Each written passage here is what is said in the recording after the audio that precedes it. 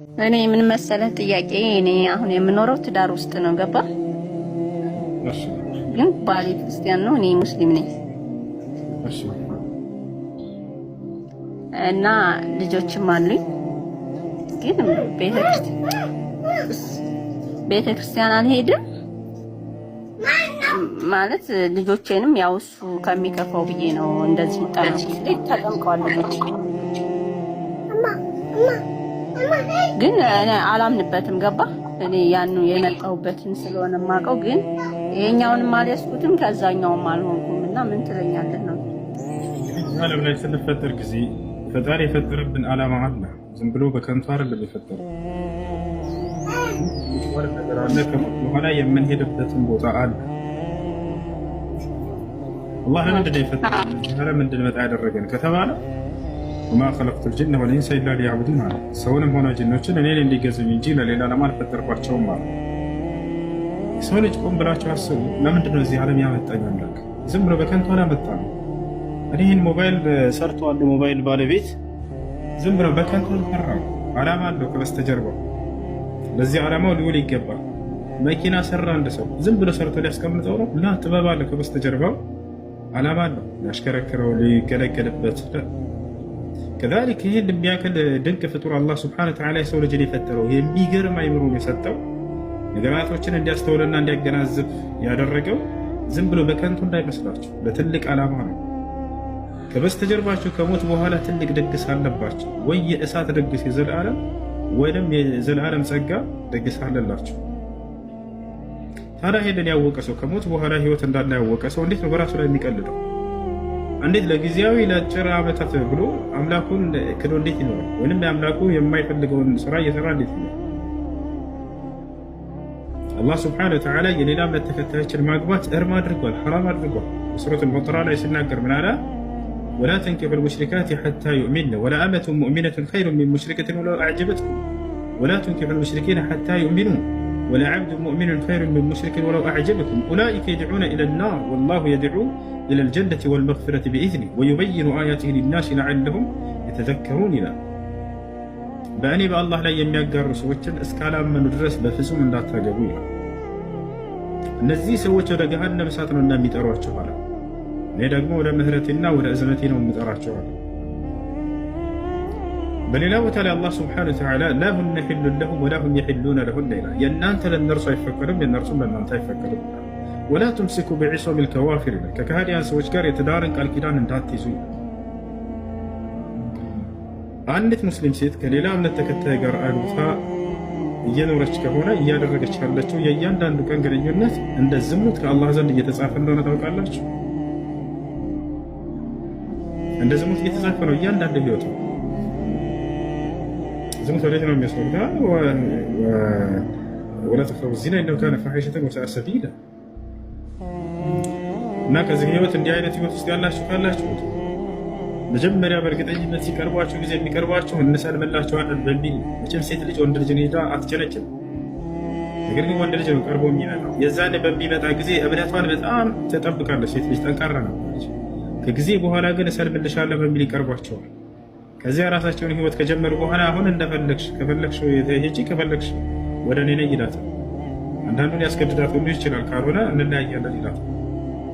ከዚያ በኋላ እንዲህ አይነት ህይወት ውስጥ የማትፈልገው ህይወት ውስጥ እንድትገባ ትሆናለች። የወንድ ጓደኛ ያዛችሁ ካላችሁ የሌላ እምነት ተከታይ ወንድ ቢሆን ሴት፣ ልክ እንዲሁ ደግሞ ትዳር ውስጥ ያላችሁ ካላችሁ ወላሂ ላዚም የጀሃነም መንገድ ላይ ነው ያላችሁ። አላህ ቃል በቃል የተናገረው እነዚህ ወደ ገሃነም እሳት ነው እየጠራቸው ያለው እና ተጠንቀቁ ተናግሯል። አላህ ስብሐነሁ ወተዓላ የካደን አካል የትዳር አጋር አድርጎ መያዝ በፍጹም አይፈቀድም። በዚህ ትዳር ውስጥ ያለ ሰው ካለ አላህን የሚያምንና አላህን የሚፈራ ከሆነ መውጣት አለበት። ዳዕዋ አድርጊለት ከቻልሽ ከሪው አስመከሪው ተጨማሪ ጥያቄ እምቢ ካለ ግን ከዚህ ከሰው ጋር ዳብተን ስንኖር 10 ዓመታችን ነው። የመጀመሪያ መንታ ልጆችና አሁን ሁለተኛ ደግም ያለው ግን ልጆችም እንደነገርኩ ነው።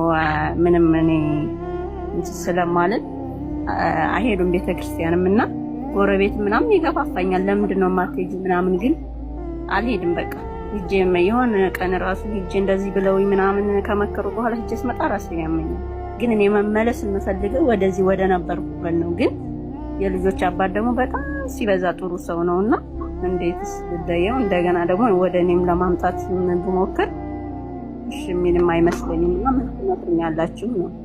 እሺ ይኸውልሽ እዚህ ዓለም ስትኖሪ ቅድም እንዳልኩት ለፈጣሪ ትእዛዝ ማድረግ ነው የሰው ልጅ አለበት። ገብቶሻል አይደለ? ከሞት በኋላ ህይወት አለ እያልኩኝ ነው። ከሞት በኋላ ህይወት ያለው ሰው ነገ ከፈጣሪ ፊት እንደምንቆም ያስተዋለ ሰው ያወቀ ሰው እንዴት ከፈጣሪ ፊት የሚያሳፍረውን ነገር ዛሬ በምድር ላይ የሚያደርገው? አላህ በቁርአን ላይ ሲናገር ኢን ኩሉ መን ፊ ሰማዋት ወልአርድ ኢላ አቲ ረሕማን ዓብዳ ይላል። በሰማያት በምድር ያለ አንድን ፍጥረት አይኖርም የኔ ባሪያ ሆኖ ከፊቴ የሚመጣ ቢሆን እንጂ የትንሣኤ ቀን እያለ ይናገራል። ወኩሉሁም አቲህ የውመል ቂያመቲ ፈርዳ አለ። ሁላቸውም እያንዳንዳቸውን ፍጥረት ሁሉ በተናጥል ከእኔ ፊት የሚመጡበት ቀን አለ ብሏል። ነቢያችን ሰለላሁ ዐለይሂ ወሰለም ማ ሚንኩም ሚን አሐድን ኢላ ሰዩከሊሙሁ ረቡሁ ለይሰ በይነሁ ወበይነሁ ተርጅማን አሉ። ከእናንተ ከፍጥረታት አንድም ሰው አይኖርም ነገ የትንሣኤ ቀን ያለማንም አስተርጓሚ አምላኩ አላህ ፊት ለፊት የሚያናግረው ቢሆን እንጂ አሉ። ያችሁ እና ስለዚህ የዛኔ ከፊቱ ቆመሽ አንተ ያላዘዝከኝን የትዳር ህይወት መስርቼ እየኖርኩ ነበረ ስትይ ጊዜ አቋምሽ ምን ይሆናል?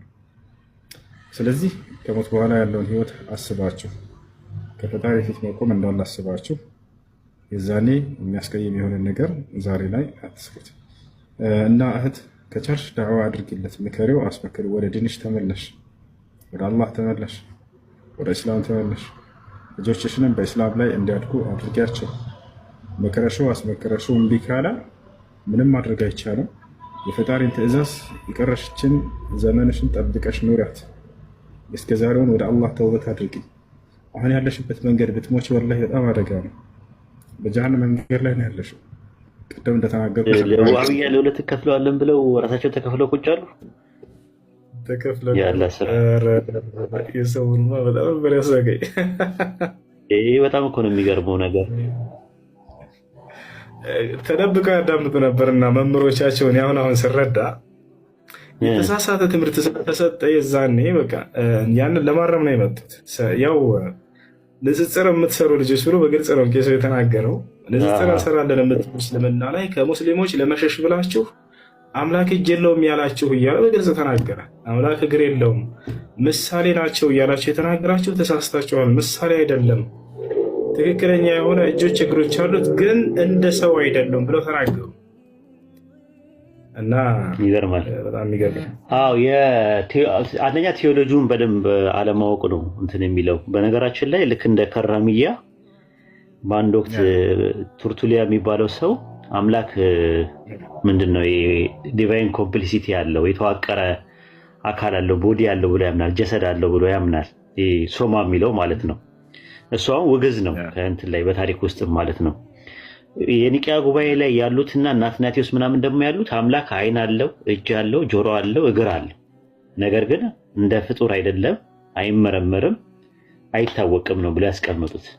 ከዛ በኋላ ነው ጎርጎርዮስ ዘንዚናሱ፣ ጎርጎርዮስ ዘኒሲስ እና የቂሳሪያው ባስልዮስ መጥተው አይን ማለት ይሄ ነው፣ ጆሮ ማለት ይሄ ነው፣ እግር ማለት ብለው ተረጎሙት፣ ተዊል አደረጉት። እንደ ሌሎቹ ማለት ነው፣ እንደ አሻርያዎች ማለት ነው፣ ተረጎሙት ማለት ነው እንጂ ከመጀመሪያውን ጀምሮ እንደዛ ነው። የኢትዮጵያ ኦርቶዶክስ ተዋሕዶ ቤተክርስቲያን ውስጥ ደግሞ አብዛኛው ሊቃውንት ይህንን ነው የሚቀበሉት። መምህር ዮሐንስ ጌታቸው እንደዛ ነው ያለው አለው። አሁን እዚህ ቲክቶክ ላይ ያሉት አዳዲስ የመጡ ሊቃውንት በመጽሐፍ ቤት ያለፉ በጉባኤ ቤት ያለፉ ሰዎች መጥተው አማናዊ ነው ብለዋል።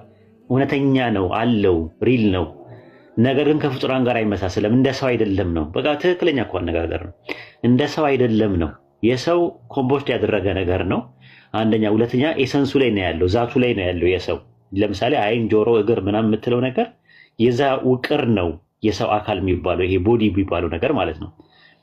ፈጣሪ ጋር ግን ስትመጣ ሲፈቱል ዛት ነው ራሱ የዛቱ ባህሪ ነው ተብሎ ነው የተቀመጠው። ልክ በኦርቶዶክስም የተቀመጠው ኢነርጊያ ላይ ነው ያለው ብሎ ተብሎ ነው የተባለው እንጂ የኡሲያው ላይ አይደለም ያለው። ያ ደግሞ አትሪቢዩት ነው፣ ከፍጡራን ጋር መታመሳስለው አይደለም። እንዳሉት እኮ ነው አይን ከተባለ የሰው ግንባር ላይ፣ ጆሮ ከተባለ እዚህ ጋር የተንጠለጠለ እግር ምናምን ተከፋፍሎ ነው ያለው። ፈጣሪ ደግሞ ዲቫይን ሲምፕሊሲቲ ነው ያለው፣ ሙፍረድ ነው ብለናል። ራሱ አይነጣጠልም፣ መከፋፈል ነገር የለበትም። ሲፋ ስለ ክፍፍል የሚያሳይ አይደለም። ይሄንን ትምህርት አያውቁትም። ያንን ሳያውቁ አሁን ምንድነው አይታወቅም የሚለውን ቃልና አልተገለጸም የሚለውን ቃል ሲናገሩ በሳቅ ነው የሞትኩት ራሱ። እንዴ እሱን ያዳምጡት ነበር እንዴ ሁላ ምናምን እስክል ድረስ ማለት ነው። ይህ ትክክለኛው ወላሂ በእስልምና የኮራው ለምን እስልምና ገደብ አለው። የተገለጸውን ነገር ተገልጿል ብሎ ያስተምራል። ከቁርአንና ከሐዲስ ላይ ያልመጣበትን ነገር በዝምታ የታለፈው ነገር በዝምታ እናልፈዋለን። ይሄ ነው አቂዳችን ራሱ ማለት ነው። ወላሂ ምንድነው ሲፈቱል ኸበርያ ብለው አንድ ሰው ጎግል ላይ ቢገባ ቀደምት ሰለፎች እንደዛ ነው አቋማቸው ይላል። ቀደምት የነበረው የአላህን ሲፋዎች በአጠቃላይ ወደ አላህ በማስጠጋት አስብተው ያለ ከይፍያ ይቀበሉ ነበር ብሎ ያስቀመጠው። ኸለፎች ግን ሲመጡ ሰለፎች ሳይሆኑ ኸለፎች ሲመጡ ግን ያንን ነገር ተእዊል ያደረጉት ትርጉም መስጠት ጀመሩ ብሎ ነው የሚያስቀምጠው። እኛ የጥንቱን ነው የያዝነው ራሱ ማለት ነው። እና በዝምታ አልፈና አይታወቅም አልተገለጸም ምናምን የሚለው አገላለጽ እንዴት አሪፍ ቼክ ፖይንት መሆኑን የምታዩት ኦርቶዶክስ ጋር ሲመጣ ማለት ነው። እነሱ ምን አሉ? አናቅም፣ ከሰው ጋር አይነጻጸርም። ልክ እኛ እኮ እንደምንለው እኮ ያሉት እዛ ውስጥ ሰምታችኋል። 3-4 እኮ ሊቃውንት ነው እንደዛ ያሉት። ኢቨን አሁን ሁለት ደግሞ አሉ የጉባኤ ቤት የነበሩ የጎጃም ደግሞ አሉ። አንድ መሀል ላይ የሚያወያያቸው ኖሮ ጭራ ይዘው አይታችኋል። እነሱም አለው ግን ያ ነገር የለውም አሉ። መልካ ስላሴ ላይ የስላሴ መልክ የሚባለው ላይ ለእምብርትከ ለእንትንከ ይለውና እሱ ላይ ግን ይዘለዋል የለውም አሉ። ማርያምን ግን ሲሆን መልካ ማርያም ላይ ሲሆን ግን እሷን አይዘላትም አለ። አላት አለ እሷ ያ ነገር አላት አለ። ሰምቶ እንደሆነ ማለት ነው። እና እነሱ በዚህ ደረጃ ነው ራሱ እንትን የሚሉት ማለት። አሁንም እኚህ እርማት የሰጡት ጾታው ላይ ነው። ጾታ ማለት ይሄ ለማለት የፈለግኩት የእንትን አይደለም፣ ግራማቲካሊ ጄንደር ነው እንጂ ይሄ የእንትን ተፈጥሯዊ ናቹራል ጄንደር የሚባል አይደለም። ተሳስቻለሁ ዳጸ ልሳን ነው ምናምን ብለው እንትን ብለዋል። ነገር ግን ይሄ ማየት መስማት ምናምን ነገር እግር፣ እጅ፣ ጆሮ ምናምን የሚባለውን ነገር እስቲል ነው እስካሁን ድረስ በሊቃውንቱ ደረጃ ያስተባበለ የለም። መምህር ዮርዳኖስ መጥቶ እኮ ተናገረ እኮ እዚህ የቲክቶክ ስንትኖች እንትን ትላላችሁ የቲክቶክ ኦርቶዶክሶች መታችሁ ሃይማኖት አበውና መጽሐፍ የሚል አይደል ልትወቅሱ ትፈልጋላችሁ አለ። የምስራቅ ኦርቶዶክስን ነው የምታስተምሩት አለ። ገብቶት ማለት ነው በዚህ ደረጃ ማለት ነው። እና ይሄ ትልቅ ነገር ነው ራሱ ማለት ነው። ኢንሻአላህ ቀጥል እስቲ። ይሄ እኛ ከታች ያለው ከእግራቸው በላይ ሆኗል የዛኔ ስንናገር ጊዜ። ነገር ግን ዋና ነገር መምህሮቻቸው መረዳታቸው ነው። እውቀት ያለው ሰው እውቀታዊ ቋንቋን ይረዳል፣ ይገባቸዋል። መተው ትላንት እነዚህ የእግዚአብሔር አካል አለው ካለ በኋላ እጅ አለው፣ እግር አለው፣ አፍንጫ አለው፣ ሁሉ ነገር አለው ካለ በኋላ ግለጸው ብትለይ ግን እኔ ልገልጸው አልችልም ብሎ ቃል በቃል ተናገረ። እኔን ግን ግለጸው ብትለይ ልገልጸው አልችልም። ምክንያቱም መለኮታዊ መገለጫዎች ከይፍያቸውን አንድ ሰው በራሱ ሊገልጽ አይችልም። እንዲህ አይነት ነው ብሎ እጁን አምላክ እጅ አለው አለ። ለምሳሌ እጁ ምን አይነት ነው ብትለኝ አላውቀውም አለ። ግለጸው ብትለኝ አልገልጸውም አለ ቃል በቃል ቄሱ ማለት ነው። ጌታቸው የአንድን ያላየኸውን አካል እንዲህ ነው ብለህ ከይፍያውን ሁኔታውን ለመግለጽ 3 ነገሮች ያስፈልገዋል። አንደኛ ወይ ያንን አካል አንተ በራስህ ማየት አለብህ። ካየህ በኋላ አሃ እጁ እንዲህ አይነት ነው ብለህ ለሰዎች ትገልጻለህ። ሁለተኛ ወይ ያ አምላክ የሚገልጥላቸው አካሎች ነቢያቶች እጅ አለኝ ሲላቸው ጊዜ እጄ እንዲህ አይነት ነው ብሎ ገልጾላቸው ነግሯቸው ከሆነ ከነዚያ ከነቢያት አንደበት የተነገረህ ነገር ሊኖር ይገባል። የአምላክ እጅ እንዲህ አይነት ነው ሊሉን ይገባል። አምላክ በእነርሱ በኩል ነውና ቃሉን የገለጠው። ሶስተኛ ወያን አምላክ ባታየውም እንኳን ራሱ እኔ ብሎ በቃሉ ላይ እንዲህ አይነት ነው እጄ ብሎ ሊነግርህ ይገባል። በሶስቱም መንገድ ታዲያ አምላክ አልተናገረም። ገብቷቸዋል። ይህንን ያውቃሉ ሊቃውንቶቻቸው። ስለዚህ ግለጸው ብትለይ ልገልጸው አልችልም ያለው ለዚህ እውቀት አላቸው እነዚህ ሰዎች። አላህ ወደ ኢስላም እንዲመራቸው ለምነዋለሁ። አሁን በተናገሩት በዚህ ነገር ላይ ቀጥታ የአምላክን መገለጫዎች አምላክ ስለ ራሱ የነገረንን አለው ከማለት ወደኋላ እንልም አሉ በግልጽ። ግን ያ እንዴት ነው ብለህ ብትነግረኝ እኔ እንዲህ አይነት ነው ብዬ ልገልጽልህ አልችልም ብሎ ቃል በቃል ተናገረ። አልተገለጸም አላለ። ይህንን የእውቀት ባለቤቶች ሰሙላችሁና የእኔን ትምህርት ቀጥታ መጥተው ደገሙላችሁ። አዎ የእርሱ እጅ አለው እግር አለው ተብሎ ይነገርለታል፣ ግን እርሱ እንዲህ ነው ተብሎ አይገለጽም ብለው ተናገሩ ለመተው ማለት ነው። ከዚያ በኋላ እንደገና ያንን ግን ከፍጥረታት ጋር የምናመሳስለው አይደለም አሉ። እኔ ስላችሁ ነበር ስለ አምላክ የተነገሩ ቃላቶችን አምኖ መቀበል ግድ ይላል። ያልተነገሩትን ደግሞ ከራሳችን ልንፈላሰፍበትና ልንቀጥፍበት አይገባም። ይሄን ያልተናገረውን አልተናገረም ብለን ስንላለን። ሌላኛው ነገር አምላክ ስለ ራሱ የተናገራቸው ነገራቶች እጅ ምናምን የምንላቸው ነገራቶች ከፍጥረታት ጋር የሚመሳሰሉ አይደሉም በፍጹም እያልኩ ስነግራቸው ነበረ። ገብታችኋል? አካላዊ ክፍሎች ወይንም አልአዕዳ አልጀሰድያ የሰውነት አካላዊ ክፍሎች የሚባሉ አላህ የሉትም። ልብ በሉ። ሰዋዊ የሆኑ የሰውነት ክፍሎች ወይንም በአረበኛ አልአዕዳ አልጀሰድያ የሰውነት ሰዋዊ ክፍሎች የሉትም እርሱ። ነገር ግን መለኮታዊ የሆኑ መገለጫዎች አሉት አላህ ሱብሓነሁ ወተዓላ። መለኮታዊ የሆነ ረቂቅ የሆነ እጅ የሚባል ነገር አለው። ያ ግን እጁ የሰው ይመስላል ወላ አይመስልም? ከፍጥረታት ጋር የሚመሳሰል አይደለም። ያን ይመስላል። እሺ ይህን ይመስላል። ለማንኛውም